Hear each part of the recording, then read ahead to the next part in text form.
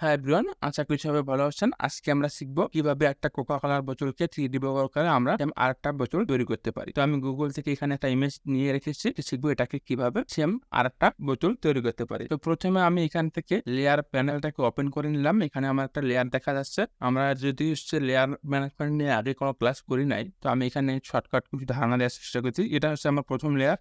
আমি যদি এখানে চাই, আমি এখান থেকে আরেকটা লেয়ার নিতে পারবো। তো আমি এই লেয়ারটার নাম দিলাম হচ্ছে আমার যে এটা ইমেজ আছে, তো আমি এটাকে ইমেজ লিখে দিলাম এবং এখান থেকে যেহেতু আমরা ডিজাইন করবো উপরের লেয়ারটা, এখানে যদি ডাবল ক্লিক করি তাহলে এখানে আমার লেয়ারটা নাম লেখার একটা অপশন দিবে। আমি এখানে ডিজাইন দিলাম এবং এই লেয়ারটাকে আমি লক করে দিলাম। লক করে দিলে কি হবে, আমার এই ইমেজটাকে আর সিলেক্ট করা যাবে না বা এটাকে মডিফাই করা যাবে না বা এটাকে মুভ করানো যাবে না। যদি আমার কাজ করার সময় এটা নিয়ে কোনো প্রবলেম হবে না। তো এইখান থেকে আমরা একটা লক করে দিতে পারি।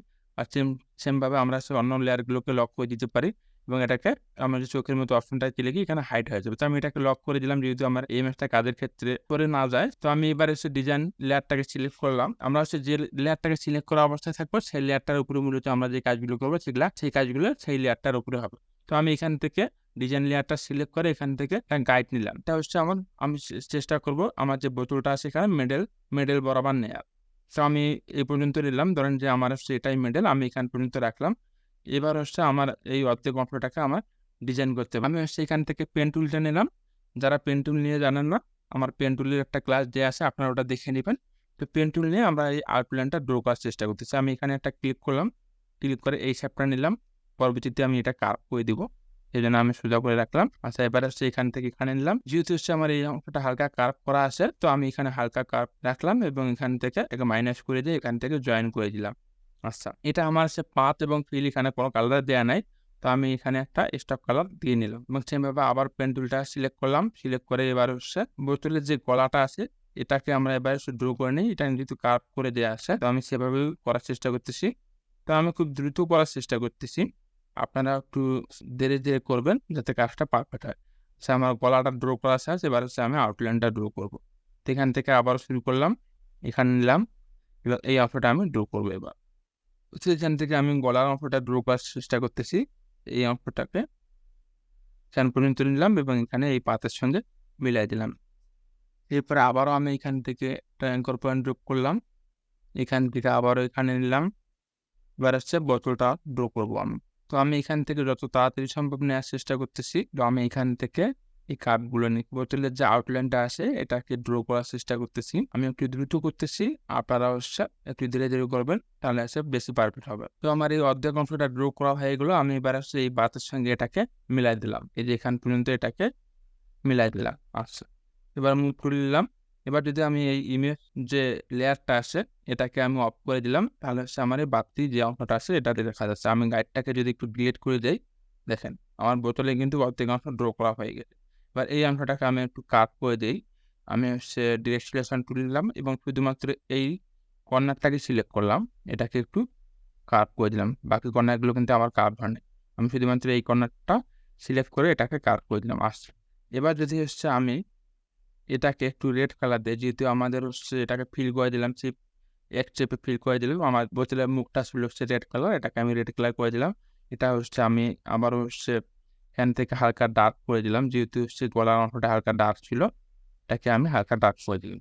এবং এখান থেকে আমার একটা জিনিস খেয়াল রাখতে হবে, এই যে আমাদের এখানে গ্যাপ থাকছে এই গ্যাপটা যেন না থাকে, এই জন্য আমাকে ডিরেক্ট সিলেকশন টুল নিতে হবে এবং এই গ্যাপটাকে এখান থেকে পূরণ করে দিতে হবে, বা নাহলে কিন্তু ডিজাইন যখন আমাদের হবে তখন কিন্তু এটা একটু খারাপ লাগবে। তো আমি এটাকে এখান থেকে অ্যাডজাস্ট করে দিচ্ছি।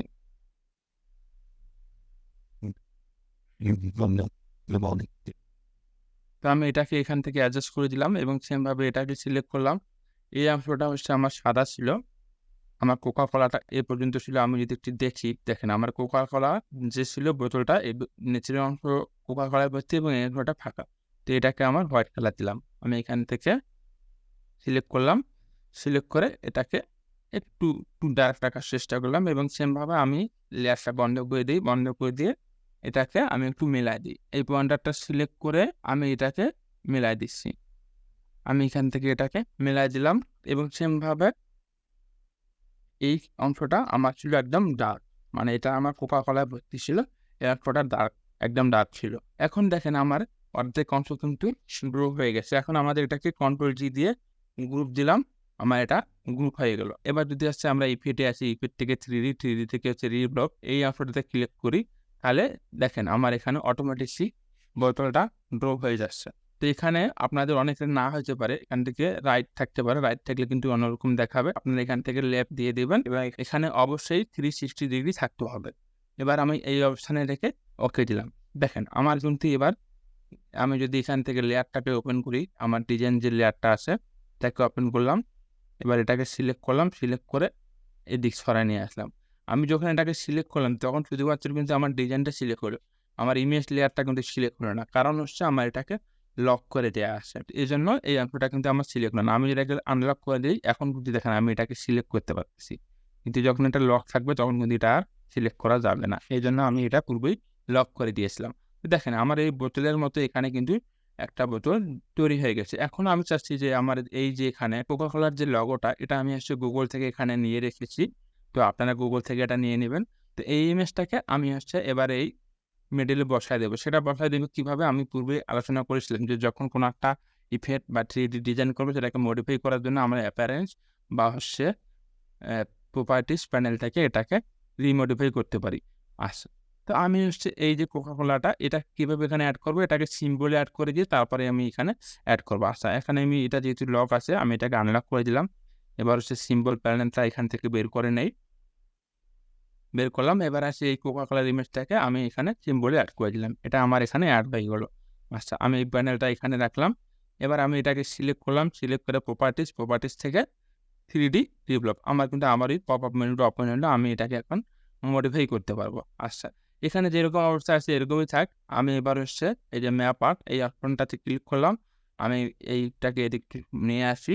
এবার হচ্ছে আমাকে এখানে দেখাচ্ছে 17টা দাগ আছে। মানে 17টা পার্ট আছে এখানে। তো আমি গত ক্লাসে আলোচনা করেছিলাম যে এখানে রেড সার্কেলটা দেখাচ্ছে। রেড সার্কেলটা যেখানে থাকবে সেখানে মূলত আমার ডিজাইনটা বা ওই সিম্বলটা এড হবে। আমি এখান থেকে কোথায় এড করতেছি সেটা এখানে দেখাচ্ছে। এখানে আমি এভাবে চেঞ্জ করতে আসি। তো এবার দেখেন এই অংশটাতে আমি চাচ্ছি যে আমার লোগোটা থাকবে। তো এখন এখান থেকে আমি যদি সিম্বলটা এখান থেকে এড করে দিই, দেখেন এটা কিন্তু অটোমেটিক্যালি আমার এখানে এড হয়ে গেছে। এখন আমার যে সাইজটা আছে তার থেকে কিন্তু এটা বড় হয়ে গেছে। আমি চাচ্ছি এটাকে অ্যাডজাস্ট করে দিতে। তো আমি এখান থেকে এ পর্যন্ত রাখলাম। এটাকে ছোট করে দিচ্ছি। তো ম্যানুয়ালি এটাকে মডিফাই করতে হবে। দেখেন এখানে কিন্তু আমার এটা অটোমেটিক্যালি এড হয়ে গেছে। আমি এটা একটু বাইরে বের করে দেই, এই ইনফোটা একটু বাইরে বের করে দিই। ঠিক আছে। আচ্ছা, এখন আমি এটাকে ওকে দিলাম। ওকে দেওয়ার পর এখান থেকে আমি চাইলে এই যে এর হাইলাইট কালারটা, আমি চাইলে এখান থেকে এবার হাইলাইট কালারটা কোন দিক থেকে আলোটা পড়তেছে সেটা এখান থেকে নির্ধারণ করে দিতে পারি। তো আমি চাচ্ছি যে এই আলোটা এই দিক থেকে পড়তেছে বা এখান থেকে পড়তেছে। তো আমি চাচ্ছি যে আলোটা এখান থেকে কি পড়তেছে এবং এভাবে পড়তেছে। তো আমি এখান থেকে এটা এভাবে রেখে দিয়ে ওকে দিলাম। এখন দেখেন, এখন কিন্তু আমার একটা প্রোডাক্ট ডিজাইন হয়ে গেল। এখন কিন্তু হুবহু এই বোতলের মতো আমরা কিন্তু আরেকটা বোতল এখানে ড্র করে ফেললাম। তো এই ছিল মূলত আজকের ক্লাস। নেক্সট ক্লাসে আমরা 3D নিয়ে আরো আলোচনা করব। তো সে পর্যন্ত সবাই ভালো থাকবেন। ধন্যবাদ।